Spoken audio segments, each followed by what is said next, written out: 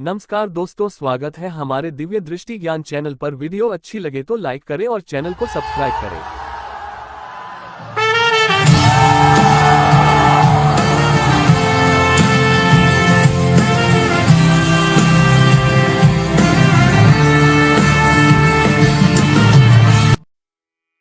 उत्तर प्रदेश के प्रयागराज में 4000 हेक्टेयर में होने वाले कुंभ मेले 2025 में दुनिया भर से करोड़ों लोग आएंगे, जिसमें सिर्फ जल सुविधा की लागत 40 करोड़ है, जो 25 सेक्टर में 1249 किलोमीटर लंबी पाइपलाइन में लगी है।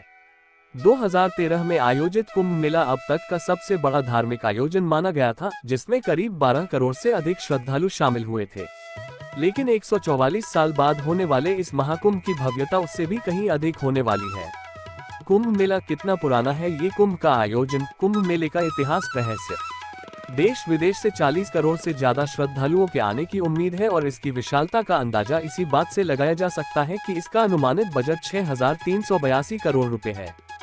भारतीय अंतरिक्ष एजेंसी इसरो का कहना है कि कुंभ मेला इतना विशाल और भव्य होता है कि अंतरिक्ष से भी देखा जा सकता है। लेकिन आपके मन में यह सवाल जरूर उठता होगा कि यह इतना विशाल और प्राचीन आयोजन आखिर शुरू कहां से हुआ और इसके पीछे का इतिहास क्या है? क्या इसका उल्लेख भारतीय वेदों, पुराणों और धर्म ग्रंथों में मिलता है या फिर इसके पीछे कोई और गहरी और रहस्यमय कहानी छिपी है? सबसे रोचक बात यह है कि कुंभ के शाही स्नान का पहला अधिकार केवल नागा साधुओं को दिया जाता है, जबकि अन्य साधु संतों को उनके बाद स्नान करने का अवसर मिलता है। इस विशेष परंपरा के पीछे छिपा है एक अद्भुत इतिहास, जो नागा साधुओं को इतना विशिष्ट और सम्माननीय बनाता है। महाकुंभ का आयोजन प्रयागराज के त्रिवेणी संगम पर होता है, जहां गंगा, यमुना और सरस्वती नदियों का संगम माना जाता है। लेकिन यहां केवल गंगा और यमुना ही दिखाई देती हैं, तो आखिर कलयुग में सरस्वती नदी अदृश्य क्यों हो गई? क्या ये केवल एक धार्मिक मान्यता है या इसके पीछे कोई गहराई से छिपा हुआ वैज्ञानिक रहस्य है? और प्रयागराज में स्थित अक्षयवट, जिसे अमर वृक्ष माना जाता है, जो सृष्टि के विकास और प्रलय का साक्षी रहा है, इसके पीछे का इतिहास और महत्व भी जानेंगे। 2025 के महाकुंभ में भारत के 13 प्रमुख अखाड़े हिस्सा लेने वाले हैं। जानेंगे कि अखाड़ों का इतिहास क्या है, उनका विशेष महत्व क्या है और इस बार किन अखाड़े को शामिल करने के पीछे की वजह क्या है। इन सभी सवालों का जवाब और महाकुंभ के अनसुने रहस्यों की परतें इस आर्टिकल में हम आपके सामने खोलेंगे, क्योंकि यह केवल एक मेला नहीं बल्कि है आस्था, इतिहास और संस्कृति का संगम है। प्राचीन ग्रंथों में कुंभ मेले का स्पष्ट उल्लेख नहीं मिलता, फिर भी इसे भारत का सबसे बड़ा तीर्थ माना जाता है। यही नहीं, 2017 में इसे यूनेस्को ने मानवता की मूर्त सांस्कृतिक विरासत की सूची में भी शामिल किया, जो इसके ऐतिहासिक और सांस्कृतिक महत्व को दर्शाता है। कुंभ मेला कितना पुराना है? ये कुंभ का आयोजन, कुंभ मेले का इतिहास, रहस्य। कुंभ मेला, कुंभ संस्कृत का ऐसा शब्द है जिसका अर्थ होता है कलश या घड़ा। लेकिन सवाल उठता है कि अगर कुंभ केवल पानी का घड़ा है, तो यह इतना बड़ा और विश्व विख्यात त्योहार कैसे बना?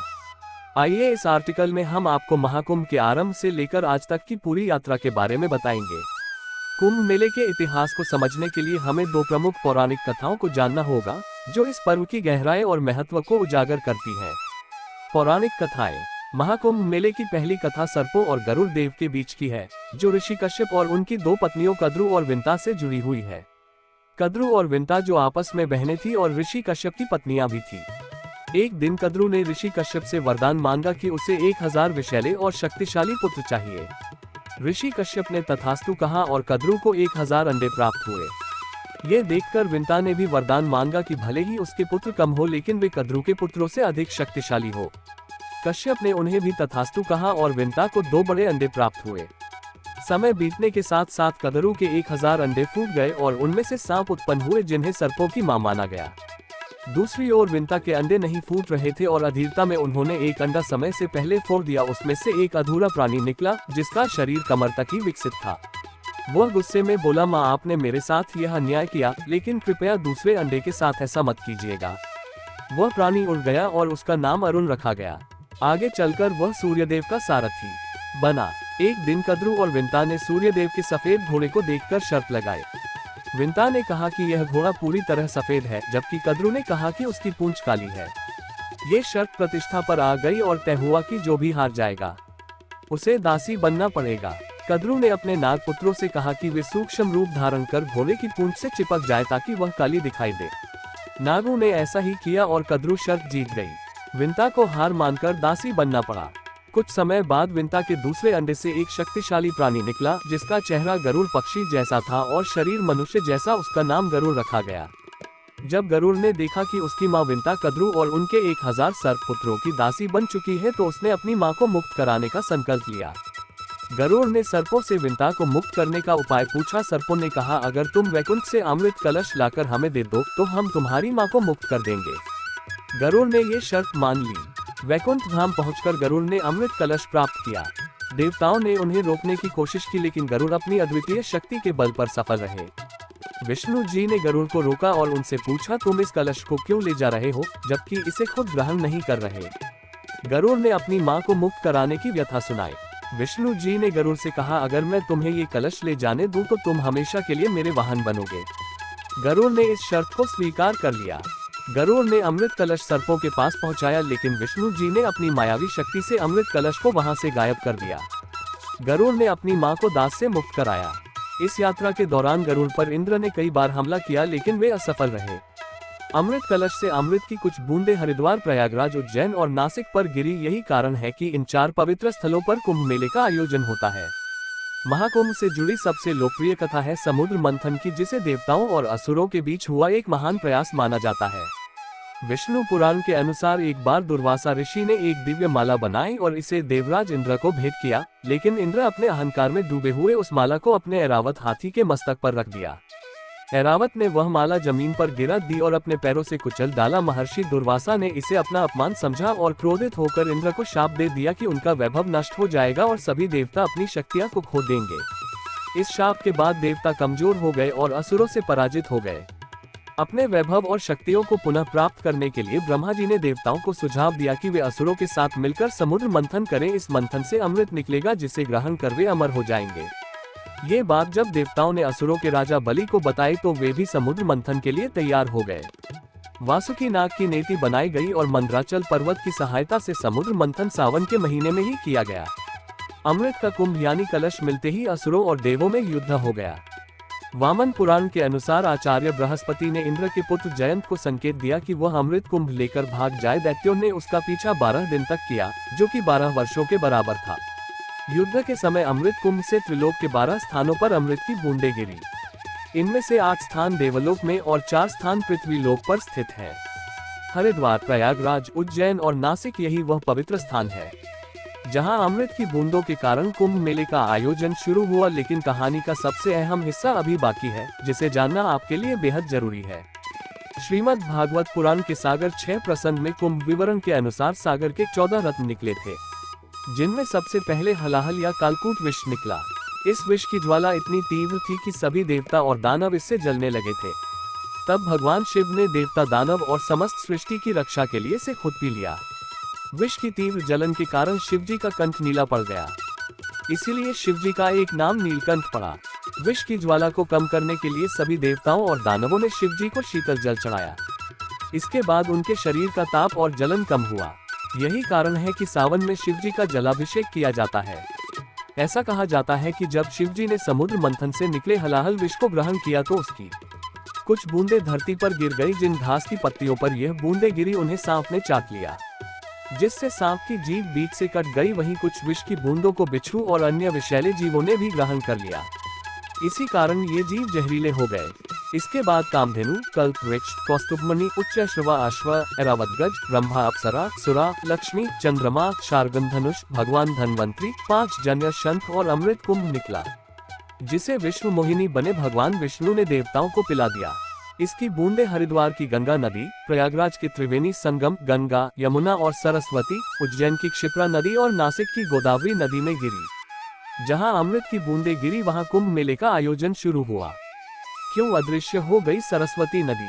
प्रयागराज में जहां महाकुंभ का आयोजन होता है वहां गंगा और यमुना का संगम तो साफ देखा जा सकता है, लेकिन सरस्वती नदी दिखाई नहीं देती। फिर भी इसे त्रिवेणी संगम कहा जाता है।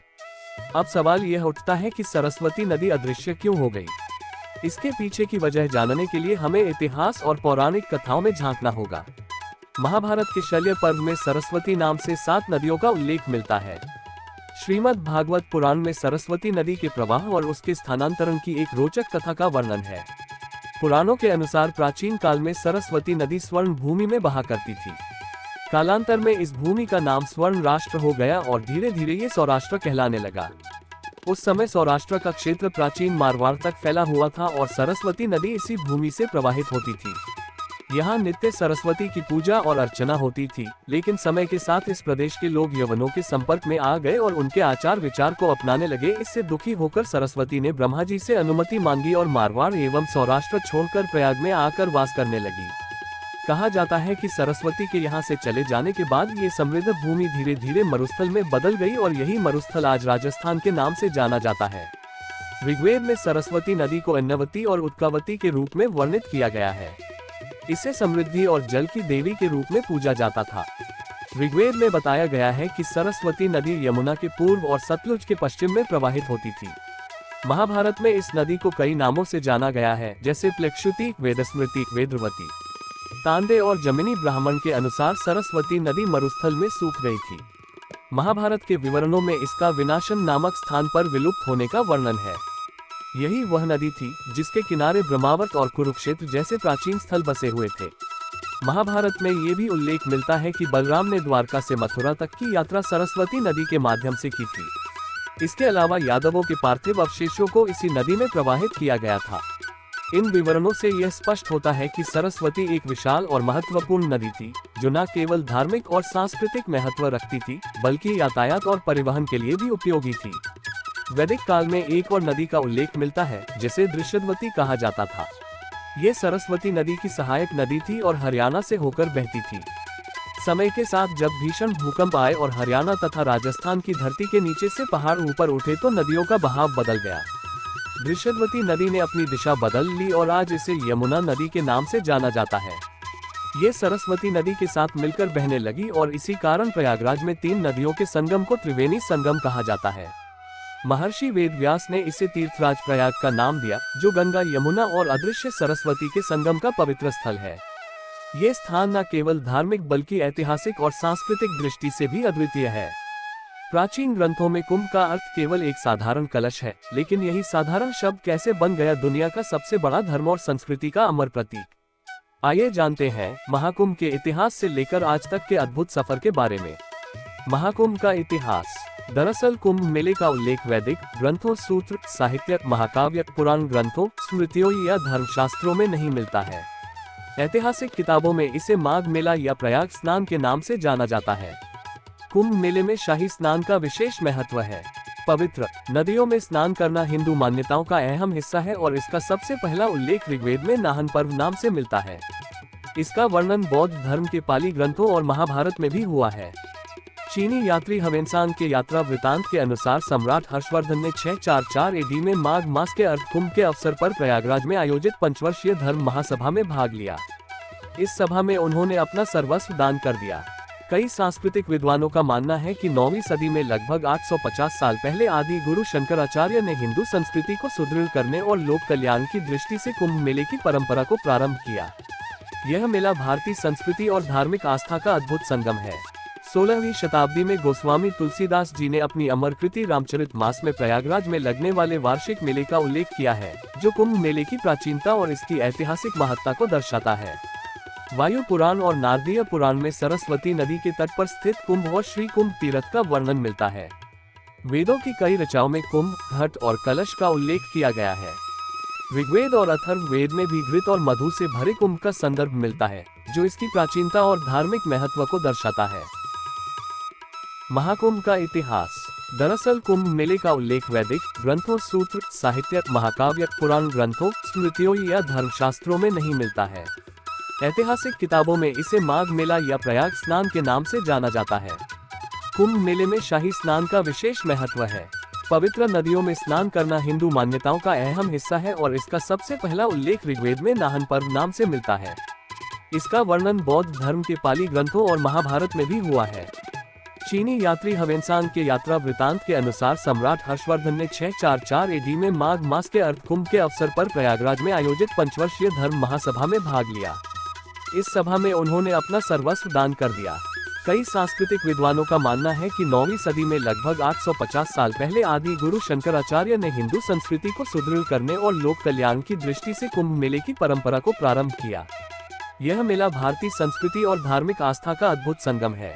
16वीं शताब्दी में गोस्वामी तुलसीदास जी ने अपनी अमरकृति रामचरितमानस में प्रयागराज में लगने वाले वार्षिक मेले का उल्लेख किया है, जो कुंभ मेले की प्राचीनता और इसकी ऐतिहासिक महत्ता को दर्शाता है।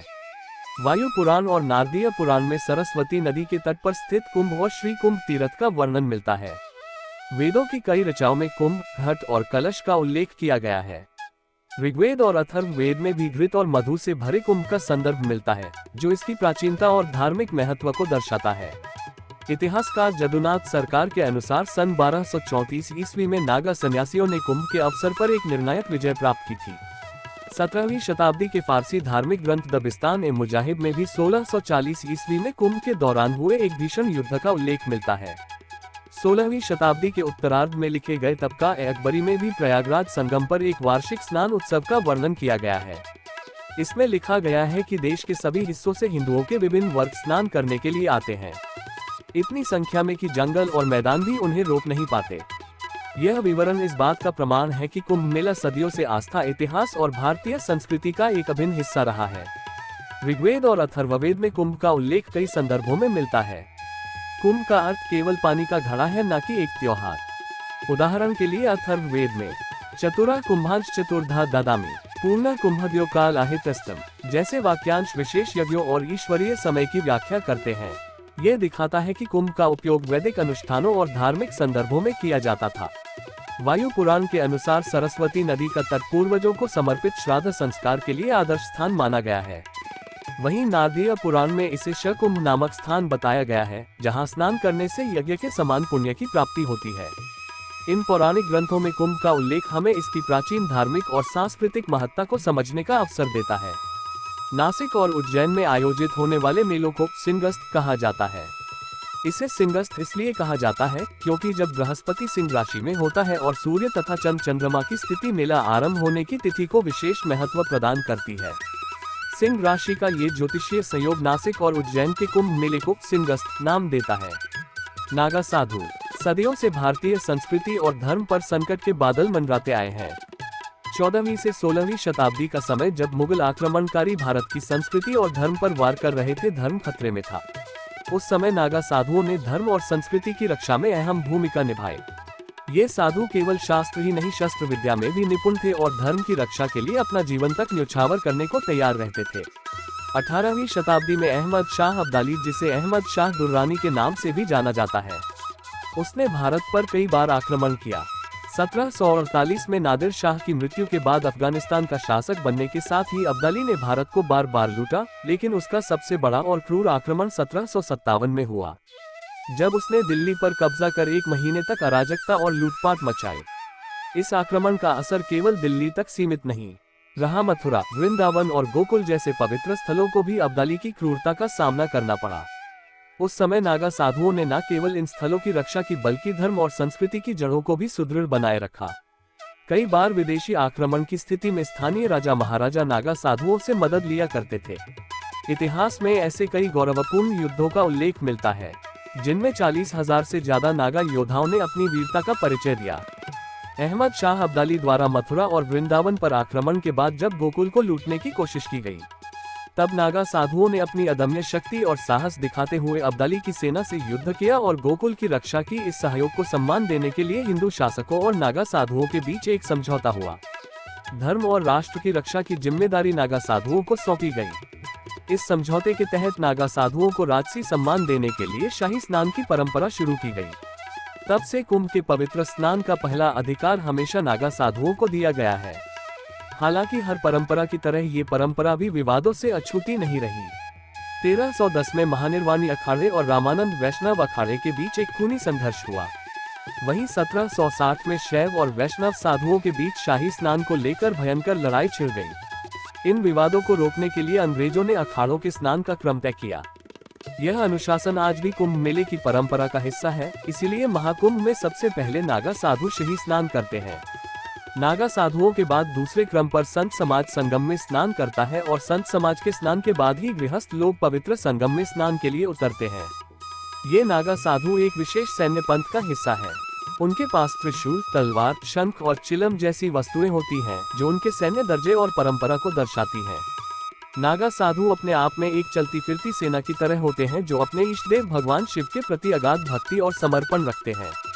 नागा साधुओं की दीक्षा प्रक्रिया केवल कुंभ के दौरान प्रयागराज, हरिद्वार, नासिक और उज्जैन में होती है। दीक्षा के स्थान के आधार पर इन्हें अलग अलग नाम दिए गए हैं। प्रयागराज के नागा, उज्जैन के खूनी नागा, हरिद्वार के बर्फानी नागा और नासिक के खिचड़िया नागा। ऐसा माना जाता है कि नागा जनजाति की शुरुआत भारत के उत्तर पूर्वी राज्य नागालैंड से हुई, जहां नंगा पर्वत श्रेणियां फैली हुई हैं। नागा शब्द का अर्थ है पहाड़ और कछारी भाषा में इसे युवा बहादुर लड़ाकू व्यक्ति कहा गया है। महाकुंभ के अखाड़ों के इतिहास। अब बात करते हैं महाकुंभ के अखाड़ों के इतिहास और शंकराचार्य के योगदान की। कुछ विद्वानों का मानना है कि नागा सन्यासियों के अखाड़े आदि शंकराचार्य के पहले भी मौजूद थे। हालांकि उस समय इन्हें अखाड़ा नहीं कहा जाता था, इन्हें बेड़ा या साधुओं का जत्था कहा जाता था। अखाड़ा शब्द का चलन मुगल काल से शुरू हुआ और तभी से इसे एक संगठित समुदाय के रूप में पहचान मिली। अखाड़ों को समझने के लिए हमें आदि शंकराचार्य के योगदान को जानना होगा, क्योंकि उन्होंने ही अखाड़ों की स्थापना का विचार प्रस्तुत किया था। 7वीं शताब्दी में विदेशी आक्रमणकारी भारत की समृद्धि से आकर्षित होकर यहाँ आते थे। कुछ धन संपत्ति लूटकर चले जाते, तो कुछ भारत की आध्यात्मिक आभा से प्रभावित होकर यहीं बस जाते। लेकिन इस दौरान भारत की शांति व्यवस्था और सनातन धर्म कमजोर पड़ने लगा। धर्मशास्त्रों और ईश्वर पर तर्क होने लगे और शास्त्रों को चुनौती दी जाने लगी। ऐसे समय में आदिगुरु शंकराचार्य ने धर्म को एक नई दिशा देने और भारत को एकता के सूत्र में बांधने का बीड़ा उठाया। उन्होंने 4 दिशाओं में 4 पीठों की स्थापना की। पूर्व में गोवर्धन पीठ, उत्तर में शारदा पीठ, पश्चिम में द्वारिका पीठ और दक्षिण में ज्योतिर्मठ पीठ। इन पीठों ने भारत की आध्यात्मिक और सांस्कृतिक धारा को जीवित रखने का कार्य किया। शंकराचार्य ने समझाया कि भौगोलिक चाहे कितनी भी हो, सनातन धर्म की नींव एक ही है। बहुत कम उम्र में ही उन्होंने वेद, उपनिषद और शास्त्रों का गहन अध्ययन कर लिया था। उनकी दृष्टि में सनातन धर्म केवल पूजा पाठ तक सीमित नहीं था, बल्कि यह जीवन जीने का एक मार्ग था। उन्होंने देखा कि धर्म का मूल उद्देश्य आत्मा का परमात्मा से मिलन है, जो समय के साथ खोता जा रहा था। शंकराचार्य ने अद्वैत वेदांत का संदेश दिया। ब्रह्म सत्यम जगन मिथ्या, जीवो ब्रह्मैव न परः। इसका अर्थ है केवल ब्रह्म सत्य है, ये संसार माया है और जीवात्मा स्वयं ब्रह्म है। उनका उद्देश्य साधुओं के विभिन्न संघों को एकजुट करना, सनातन धर्म को मानने वालों को संगठित करना और एक साझा लक्ष्य के लिए प्रेरित करना था। इसी सोच के परिणाम स्वरूप अखाड़ों की परंपरा 14वीं से 16वीं सदी के बीच शुरू हुई। अब बात करते हैं अखाड़ों की। अखाड़ा का अर्थ है एक ऐसा समुदाय जो धार्मिक, आध्यात्मिक और सामाजिक कार्यों में सक्रिय होता है। यह अखाड़े सनातन धर्म के संतों और सन्यासियों के संगठन हैं, जिनका उद्देश्य वेद, उपनिषद और धार्मिक अनुशासन का पालन करते हुए धर्म और संस्कृति का संवर्धन करना है। अखाड़ों का संचालन एक 5 सदस्य समिति करती है, जिसमें ब्रह्मा, विष्णु, शिव, गणेश और शक्ति के प्रतीक शामिल होते हैं। ये परंपरा धर्म और संस्कृति को संगठित रूप में बनाए रखने का माध्यम है। महाकुंभ मेला हिंदू धर्म में अत्यधिक महत्व रखता है, जिसमें भारत के अलग अलग अखाड़े शक्ति प्रदर्शन, धार्मिक चिंतन और भक्ति का अनुष्ठान करते हैं। महाकुंभ में 13 प्रमुख अखाड़े होते हैं, जिन्हें मुख्य रूप से 3 श्रेणियों में बांटा गया है। 1. शैव अखाड़ा, भगवान शिव की उपासना करने वाले सन्यासियों का समुदाय है। इनमें शामिल है जुना अखाड़ा, निरंजनी अखाड़ा, महानिर्वाणी अखाड़ा, अटल अखाड़ा, आनंद अखाड़ा, आवाहन अखाड़ा और अग्नि अखाड़ा। 2. वैष्णव अखाड़ा, भगवान विष्णु और उनके अवतारों की आराधना करते हैं। इनमें 3 अखाड़े आते हैं, निर्वाणी अखाड़ा, दिगंबर अखाड़ा और निर्मोही अखाड़ा। 3. उदासीन अखाड़ा, जो निर्गुण भक्ति और वेदांत के अध्ययन में लीन रहते हैं। इसमें शामिल है उदासीन अखाड़ा और निर्मल अखाड़ा। यह अखाड़े भारतीय आध्यात्मिकता और संत परंपरा के गहरे प्रतीक हैं और महाकुंभ को एक विशेष आध्यात्मिक अनुभव बनाते हैं। आज के समय में भारत का सबसे बड़ा अखाड़ा जूना अखाड़ा है, जिसके बाद निरंजनी और महानिर्वाणी अखाड़े का स्थान आता है। इन अखाड़ों की उपस्थिति कुंभ मेले में विशेष रूप से आकर्षण का केंद्र होती है। हर साल यह अखाड़े अपनी भव्य पेशवाई में भाग लेते हैं। इस जुलूस में आचार्य महामंडलेश्वर और महंत रथों पर सवार होते हैं, जबकि नागा साधु अपने घोड़ों पर चलते हुए शक्ति और परंपरा का प्रदर्शन करते हैं। पेशवाई का अर्थ होता है आश्रम से मेला क्षेत्र में अखाड़ों का प्रवेश, और यह कुंभ मेले के शुभारंभ का प्रतीक होता है। हालांकि इस बार 2025 कुंभ मेले में दोनों अनुष्ठान यथावत रहेंगे, लेकिन इनके नाम बदल दिए गए हैं। अब शाही स्नान को राजसी स्नान या कुंभ अमृत स्नान के नाम से जाना जाएगा और पेशवाई का नया नाम कुंभ मेला छावनी प्रवेश यात्रा रखा गया है। इन परिवर्तनों के साथ कुंभ मेले की परंपराएं अपनी आधुनिक पहचान और गरिमा को बनाए रखते हुए जारी रहेंगी। 2015 में पहली बार किन्नर समुदाय ने कुंभ में हिस्सा लिया और अब 2025 में लक्ष्मी नारायण अखाड़े के नेतृत्व में किन्नर समुदाय महाकुंभ का हिस्सा बनेगा।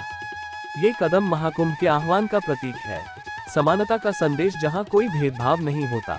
इस पहल का उद्देश्य उन किन्नरों को धर्म और समाज से जोड़ना है, जिन्हें अक्सर तिरस्कार भरी नजरों से देखा जाता है। महाकुंभ 2025 में अर्धनारीश्वर धाम के नाम से एक शिविर लगाया जाएगा, जो किन्नर समुदाय के लिए धार्मिक आस्था और सम्मान का केंद्र बनेगा। कुंभ के दौरान अखाड़ों की प्रमुख गतिविधि शाही स्नान होती है। ऐसा माना जाता है कि इस पवित्र स्नान से मनुष्य के सारे पाप धुल जाते हैं और उसे मोक्ष की प्राप्ति होती है। अब जानते हैं कुंभ कितने प्रकार के होते हैं और इसका आयोजन किस आधार पर किया जाता है। 1. महाकुंभ मेला। समस्त कुंभ मेलों में सबसे श्रेष्ठ है महाकुंभ। इसकी सबसे बड़ी खासियत यह है कि यह मेला 2 शताब्दियों में केवल एक बार आयोजित होता है। महाकुंभ का आयोजन 144 वर्षों बाद प्रयागराज में किया जाता है। जब प्रयाग की पावन धरती पर 12 पूर्ण कुंभ पूरे हो जाते हैं, तब त्रिवेणी के तट पर महाकुंभ का भव्य आयोजन होता है। 2. पूर्ण कुंभ मेला। पूर्ण कुंभ मेला हर 12 साल में एक बार आयोजित होता है। ये भारत के 4 पवित्र स्थानों प्रयागराज, हरिद्वार, नासिक और उज्जैन में मनाया जाता है। हर 12 साल के अंतराल पर इन चारों स्थलों पर कुंभ मेले का आयोजन किया जाता है, जहां श्रद्धालु पवित्र नदियों में स्नान करते हैं। 3. अर्ध कुंभ मेला। कुंभ मेले के विपरीत अर्ध कुंभ हर 6 साल के बाद मनाया जाता है। इसका आयोजन केवल 2 स्थानों प्रयागराज और हरिद्वार में होता है। अर्ध का अर्थ होता है आधा, इसलिए इसे कुंभ मेले के बीच के आयोजन के रूप में देखा जाता है। 4. कुंभ मेला। कुंभ मेले का आयोजन भारत के 4 प्रमुख स्थलों पर होता है: हरिद्वार, नासिक, उज्जैन और प्रयागराज। इस दौरान श्रद्धालु गंगा, गोदावरी और क्षिप्रा नदियों में आस्था की डुबकी लगाते हैं। प्रयागराज में संगम में स्नान का विशेष महत्व होता है। तो ये था कुंभ के प्रकारों और उनके आयोजन का संपूर्ण विवरण।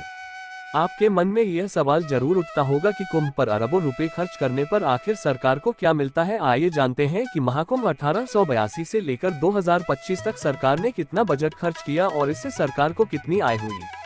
साल 1882 के महाकुंभ में 20,228 रुपए खर्च किए गए थे। इसकी तुलना में मेले से कुल 49,840 रुपए की आमदनी हुई थी, जिसे राजकोष में जमा कराया गया। इस तरह सरकार को कुंभ से 29,612 रुपए का लाभ हुआ। उस समय मौनी अमावस्या पर करीब 8 लाख श्रद्धालुओं ने स्नान किया था, जबकि भारत की कुल आबादी 22 करोड़ 50 लाख थी। 1894 के कुंभ में भारत की जनसंख्या बढ़कर 23 करोड़ हो गई और इस आयोजन में करीब 10 लाख श्रद्धालुओं ने हिस्सा लिया। इस पर 69,427 खर्च हुए थे, जो आज के हिसाब से लगभग 10.5 करोड़ रुपए होते हैं। 1906 में कुंभ मेले में 25 लाख लोगों ने भाग लिया। इस आयोजन पर करीब 90 रुपए हजार खर्च हुए, जो आज के मूल्य के अनुसार लगभग 13 करोड़ रुपए होते हैं। 1918 के महाकुंभ में संगम में डुबकी लगाने वाले श्रद्धालुओं की संख्या और बढ़कर 30 लाख हो गई। इस बार श्रद्धालुओं के लिए 1,37,000 का बजट निर्धारित किया गया था, जो आज के हिसाब से लगभग 16 करोड़ 44 लाख रुपए होते हैं। उत्तर प्रदेश सरकार ने महाकुंभ 2025 के आयोजन के लिए 5,435 करोड़ 68 लाख रुपए का विशाल बजट निर्धारित किया है। ये 2019 में हुए कुंभ मेले के 4,200 करोड़ रुपए के बजट से कहीं अधिक है।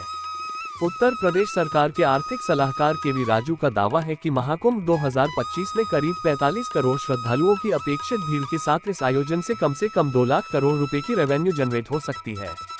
महाकुंभ मेले में इस बार बड़ी संख्या में विदेशी नागरिक भी हिस्सा ले रहे हैं। राज्य सरकार के पर्यटन विभाग ने इन मेहमानों के ठहरने और उनकी सुविधा का विशेष ध्यान रखा है। इसके लिए कई टूरिज्म पैकेज तैयार किए गए हैं। इनसे यह साफ पता चलता है कि समय के साथ न केवल श्रद्धालुओं की संख्या में बढ़ोतरी हुई है, बल्कि आयोजन का बजट, आमदनी और व्यवस्थाओं का स्तर भी लगातार बढ़ता गया है। 13 जनवरी से शुरू होने वाला महाकुंभ 26 फरवरी तक यानी 45 दिनों के लिए रहेगा। इससे आप अंदाजा लगा सकते हैं कि यह विश्व स्तर का एक विशाल आयोजन है।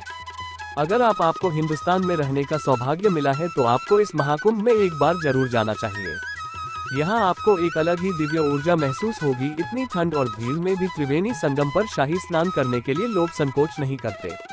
यहाँ की पॉजिटिव एनर्जी विदेश से आए लोगों ने भी महसूस की है, इसीलिए वे बार बार महाकुंभ में आना चाहते हैं।